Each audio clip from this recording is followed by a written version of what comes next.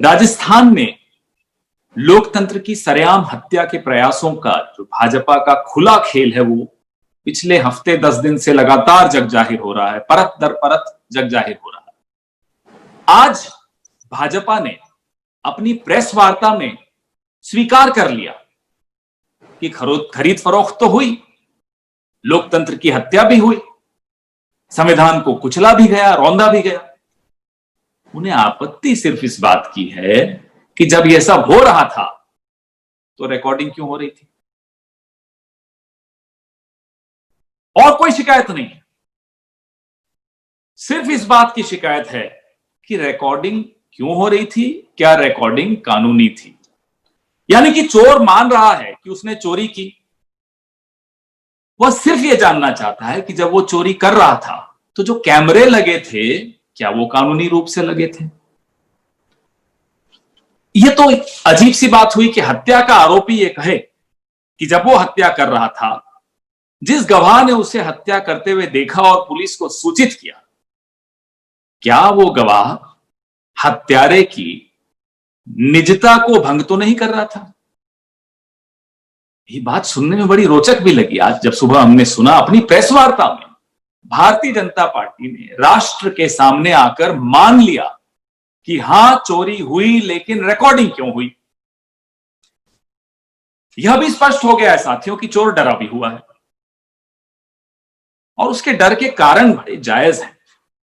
चोर को यह पता है कि इस प्रकरण में न केवल एक केंद्रीय मंत्री, बल्कि उस मंत्री के ऊपर के कई कई बड़े नेता फंसने वाले हैं, और यह डर चोर से इस तरह की गलतियां करवा देता है जो आज आपके सामने भारतीय जनता पार्टी ने की। शुक्रवार रात और शनिवार सुबह भाजपा को बेनकाब करते हुए कुछ तथाकथित ऑडियो टेप हम सबके सामने आए, आप सबके सामने आए। तत्पश्चात कुछ लोगों के विरुद्ध मुकदमा भी दर्ज हुआ।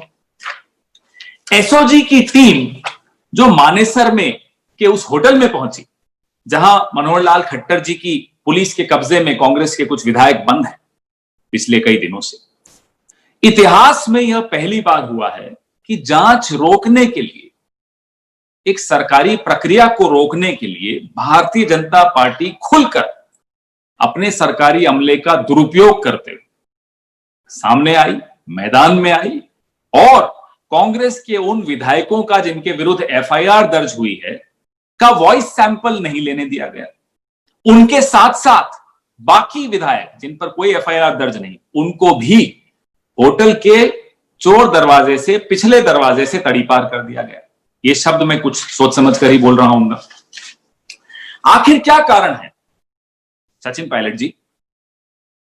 आपको राजस्थान पुलिस पर कम भरोसा है, हरियाणा पुलिस पर ज्यादा भरोसा?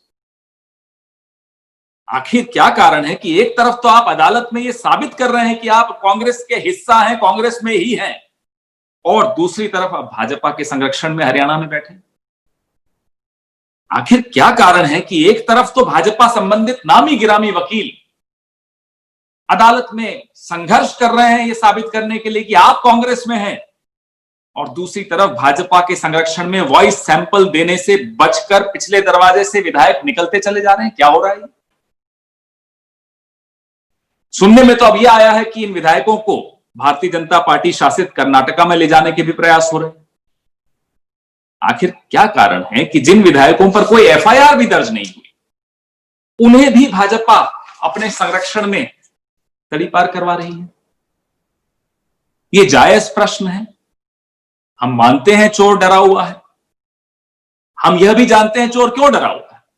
चोर को मालूम है कि अभी तो जो ट्रेलर आया है, पिक्चर अभी बाकी है, लेकिन जिस तरह से सरेआम यह स्वीकारोक्ति हुई आज सुबह कि हां चोरी हुई, हत्या हुई, संविधान को रौंदने के प्रयास हुए, बड़ी बेशर्मी से आकर कहते हैं कि भाई कैमरा क्यों लगा था। आपके प्रश्न? We all witnessed over the last week, 10 days, the daylight murder of democracy being attempted by the BJP in Rajasthan. We've all seen every day a new layer comes out exposing the links of, not just the links, the direct links of the BJP in creating some kind of a crisis, trying to commit it. Its role in the murder of democracy in Rajasthan, their only grievance was that when we were murdering democracy, why were we getting recorded? And if we were getting recorded, was it legal? It's like a murderer saying that the witness who saw me committing the murder and who went and informed the police, didn't he violate my privacy when he peeped into my room when I was committing the crime? The shamelessness of this admission is also very shocking.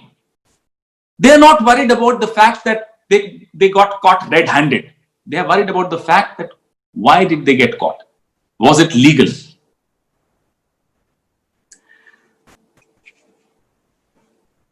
Yesterday and day before yesterday at night, we saw some so-called audio tapes exposing a lot of goings on in Rajasthan, voices of a senior union minister, voices of some MLAs of Rajasthan, ministers of Rajasthan. Everything is out there. Based on those recordings, a case was filed and the SOG proceeded to Manesar last night to collect the voice samples of the ministers, the MLAs who were involved in these so-called audio tapes.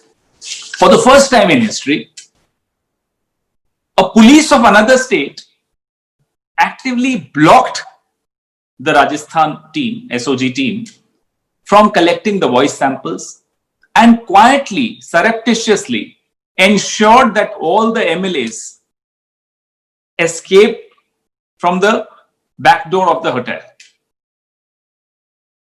The BJP openly misused its official machinery in Manohar Lal Khattar's Haryana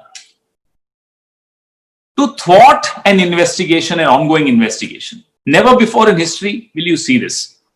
And I hope we never see it again. What is the reason that Mr. Sachin Pilot trusts the Haryana police more than the Rajasthan police? We want to know. On the one hand, celebrated lawyers close to the BJP are trying to prove in the court of law in Rajasthan that Mr. Sachin Pilot and all the MLAs are part of the Congress party.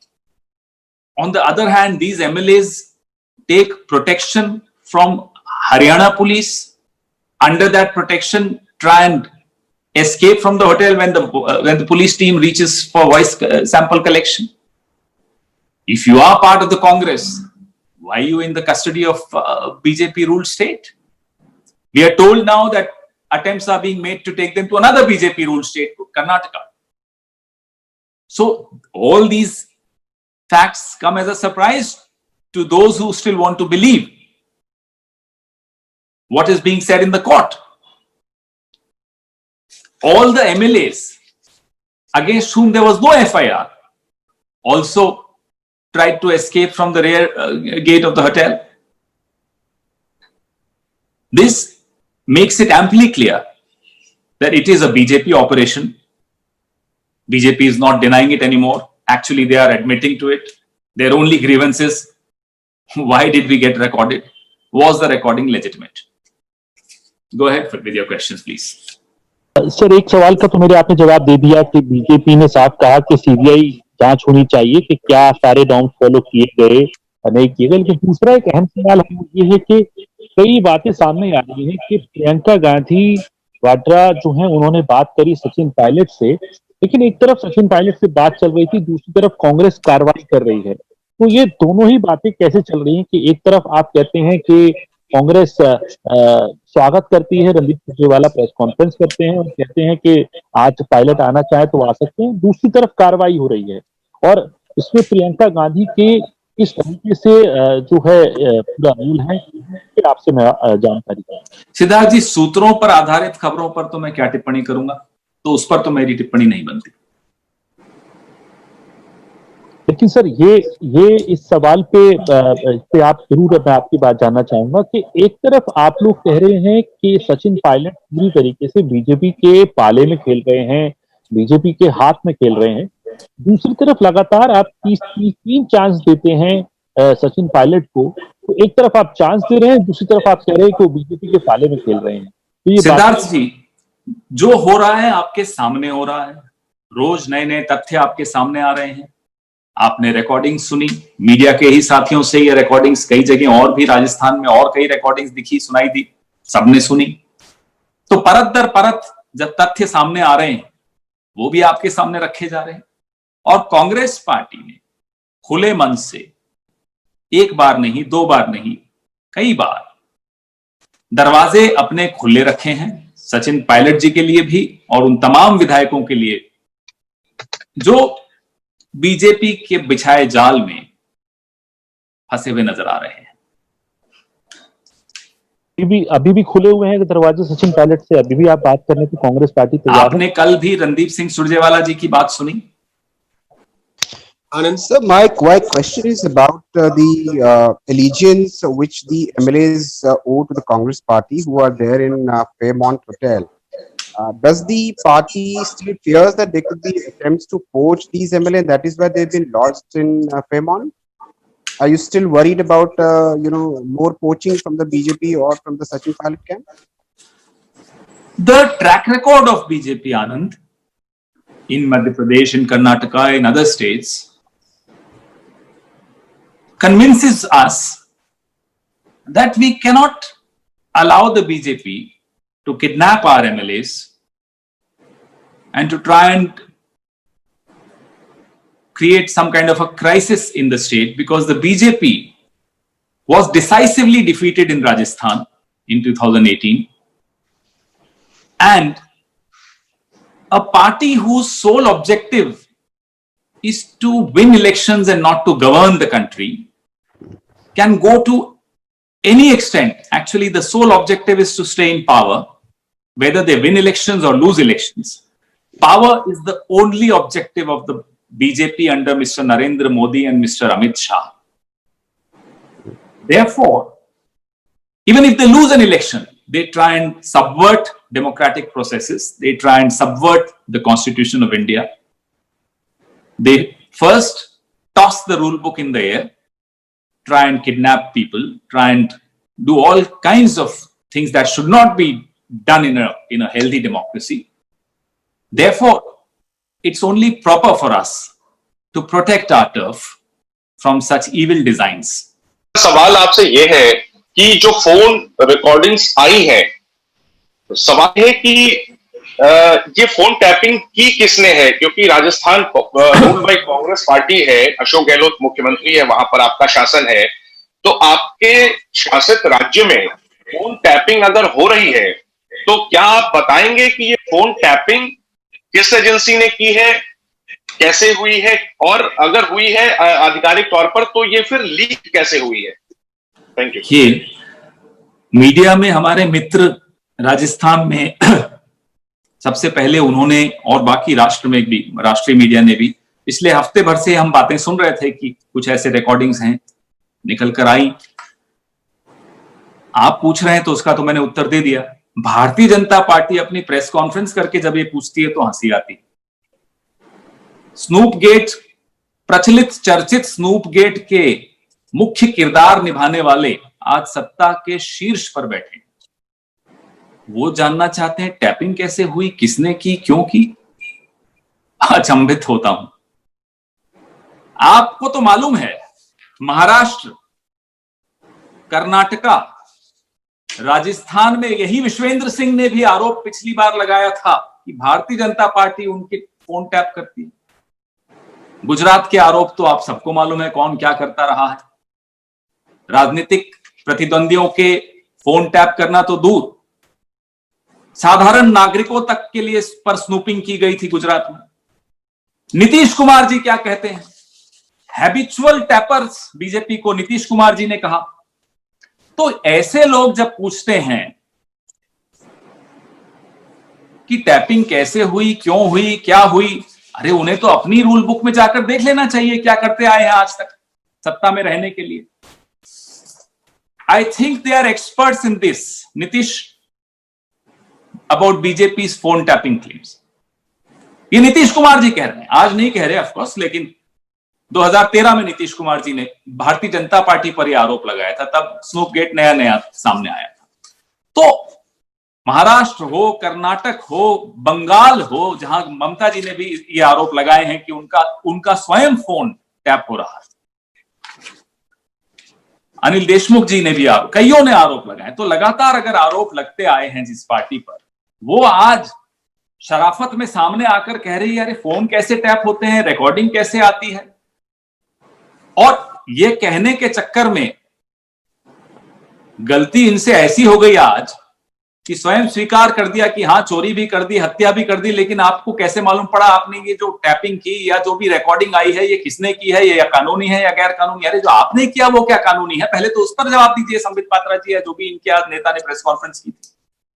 जयनिंद, एक minute, इसी में आगे पवन जी एक बात और भी जो आपको कहनी चाहिए कि बड़ी रोचक और रहस्यमय बात यह है कि जो जिन विधायकों के ऊपर आरोप है वो ये नहीं कह रहे कि उनका फोन टैपिंग हुआ है।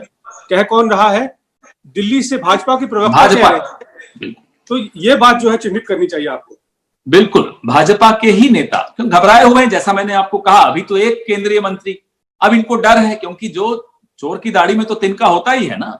अब इनको यह भय है कि ऊपर के भी लोग फंसेंगे, जिनका इसमें योगदान रहा है, भूमिका रही है।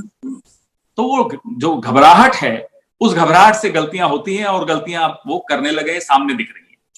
नहीं सर, मेरा इसी पर सवाल है कि सर मैं बीजेपी का सवाल आपसे नहीं पूछ रहा हूं, मैं एज अ जर्नलिस्ट आपसे पूछ रहा हूं कि आपके रूल स्टेट में अगर फोन टैप हुए हैं तो क्या आप इस पर प्रकाश डालेंगे कि ये फोन टैप हुए हैं, जो ये फोन रिकॉर्डिंग्स लीक हुई हैं जो चल रही हैं मार्केट में, क्या सरकारी एजेंसी इसमें इन्वॉल्व थी? ये सवाल मैं बीजेपी के बिहाफ पे नहीं, मैं एक जर्नलिस्ट समझ रहा हूं आप पर ये आरोप क्योंकि आपका वहां शासन है, आप पर यह आरोप नहीं लग सकता कि आप किसी के बिहाफ पे कोई प्रश्न पूछते हैं। जैनेंद्र जी, आपके प्रश्न का उत्तर तो मैंने स्पष्ट दे ही दिया कि आप ही के मित्र, आप ही की फ्रेटर्निटी के लोग, राजस्थान का मीडिया जगत, देश के और हिस्सों का मीडिया जगत, पिछले हफ्ते भर से ये चर्चा सोशल मीडिया पर भी चल रही थी और उसके बाद ये रिकॉर्डिंग सबके सामने आई, हमारे भी सामने आई, आपके भी सामने आई, तो ये सबके सामने आई है, ये स्पष्ट है। पर मेरा सवाल है कि क्या आपने अभी बताया कि इन विधायकों को कर्नाटक भी ले जाने की कोशिश की जा रही है, तो आपको लगता है कि क्या राजस्थान में भी ऑपरेशन लोटस एक्टिव है? दूसरा सवाल साथ ही साथ, क्या आपको लगता है कि जो हालात कांग्रेस पार्टी में मौजूदा काफी समय से घट रहे हैं, इन हालात और इन परिस्थितियों के बीच एक सख्त मैसेज देने की जरूरत है in form of a political call? आज से कुछ लगभग 1 साल पहले राम माधव जी ने एक चैनल को इंटरव्यू के वक्त कहा था कि भले ही हम इलेक्शन हार जाएं, हमारे पास अमित शाह है। बड़े गर्व से कहते हैं, ऑपरेशन लोटस का नाम भी इन्हीं ने दिया है। तो जो व्यक्ति या जो पार्टी या जो समूह, मैं ये शब्द इस्तेमाल करना चाहूंगा, बेशर्मी से ये कहता है कि हाँ मैं लोकतंत्र का हत्यारा हूं, हाँ हमारे पास अमित शाह है जो लोकतंत्र की हत्या करते हैं, ऑपरेशन लोटस नए नए नाम देते हैं। और हैरानी की बात है कि हमारे कुछ पन्ना प्रमुख जो मीडिया में बैठे हैं वो भी ऐसे व्यक्ति को चाणक्य का दर्जा दे देते हैं। अब चाणक्य का इतना बड़ा अपमान इसी देश में होना था पिछले 6 साल में, ये तो हैरानी की बात है। तो जिस व्यक्ति को गर्व है कि वो चुनाव हारने के बाद भी हारता नहीं है, क्योंकि वो पैसे खर्च करके, प्रलोभन देकर, डरा धमकाकर, एजेंसीज का दुरुपयोग कर कर सत्ता पर किसी न किसी तरह से काबिज हो जाएगा, और उस बात को सेलिब्रेट किया जाए मीडिया में, उस बात की तारीफ हो जाए मीडिया में कि अरे साहब, they have fire in their belly. What use is this fire which is burning the constitution of India? I ask. ये जो फायर इन द बेली वाला जो कॉम्प्लीमेंट्स आप लोग दे देते हैं अमित शाह को, ये वही आग है जो इस देश के संविधान को जला रही है, भस्म कर रही है, और हम ये नहीं होने देंगे। सख्त, आपने कहा सख्ती, जो इस बार आपने देखा किस तरह से अब वही एमएलए जिनको कैद में रखा गया है बार बार संदेश भिजवाने की चेष्टा कर रहे हैं। हम संविधान की हत्या नहीं होने देंगे। सुन ले ये भारतीय जनता पार्टी के तथाकथित चाणक्य, अच्छी तरह से सुन लें। मेरा छोटा सा सवाल यह है कि अगर खुदा ना खास्ता सचिन पायलट अपने खिलमे के साथ वापस आ जाते हैं, तब भी क्या ये एसओजी की कार्रवाई जारी रहेगी? दो मामले अलग अलग भ्रष्टाचार का मामला। राकेश जी, ये कानूनी प्रक्रिया है। कानूनी प्रक्रिया में राजनीतिक हस्तक्षेप कांग्रेस पार्टी नहीं करना चाहती, ना कभी करेगी। ये आदत भारतीय जनता पार्टी है कि कानून को बिल्कुल अपने तरीके से तोड़ना मरोड़ना, अपने तरीके से उसका प्रयोग और दुरुपयोग करना। कानूनी प्रक्रिया जिस तरह से चलनी चाहिए वैसे चलेगी। Thank you. अगला सवाल अनवर है पीटीआई भाषा से। अनवर पूछे सवाल। नमस्कार जी सर। नमस्कार। मायावती जी ने ट्वीट कर अभी थोड़ी देर पहले कहा है कि राजस्थान में राष्ट्रपति शासन लगाना चाहिए। इस बारे में कांग्रेस की क्या राय है? बड़ी तल्ख टिप्पणी उन्होंने मुख्यमंत्री के खिलाफ की है, आरोप लगाए हैं मायावती। देखिए, आप किसी मजबूर नेता के हवाले से कुछ पूछें तो उसकी मजबूरी का मजाक उड़ा रहे हैं। उनकी कुछ मजबूरियां हैं, तभी वो बार बार इस तरह की टिप्पणियां करती हैं। उनकी मजबूरी पे मुझे कोई टिप्पणी नहीं करनी। I don't think we should discuss and comment on the helplessness of a leader. She has her own reasons, her own compulsions, her own fears, and therefore her own helplessness, which forces her to come out with such comments to help the BJP. आप आज थोड़ा ज्यादा रूठे हुए लग रहे हो। अच्छा, जो मेरा जो क्वेश्चन है, सचिन पायलट जी अदालत में खुद कह रहे हैं कि मैं कांग्रेस में ही हूँ, कांग्रेस में ही रहूंगा, और ऊपर से फिर बीजेपी का केयरटेकर में रह रहे हैं, जो दिख रहा है। तो सचिन पायलट को कांग्रेस में सिर्फ मतलब फिर भी लाने के लिए, मतलब पहले जैसे कांग्रेस का प्लान क्या है? देखिए, सब कुछ सार्वजनिक पटल पर है। कांग्रेस पार्टी किसी भी जीवंत संगठन की तरह हमारे भीतर जो भी बात हो रही है, अलग अलग व्यक्तियों की अलग राय होती है, बड़े दलों में, बड़े संगठनों में होती ही है, और वो राय सार्वजनिक पटल पर भी रखी जाती है। वो मतभेद भी कई बार सार्वजनिक पटल पर आते हैं, हमें इसमें कोई आपत्ति नहीं है। इसी वजह से हमारा एक संगठन जो है जीवंत है, जहां कोई शाह शहनशाह मॉडल नहीं चलता। तो और मैं बहुत खुले दिल से ये बात करेंगे, हर नेता अपनी पार्टी में अपना जीवन इन्वेस्ट करता है और उस नेता में पार्टी भी इन्वेस्टमेंट करती है। दोनों तरफ से इन्वेस्टमेंट्स होती हैं। ऐसे में अगर कोई मतभेद होता है तो खुले मन से दोनों तरफ से बात होनी चाहिए। सार्वजनिक तरीके से हमने ये 3 या 4 बार बोला कि दरवाजे खुले हैं।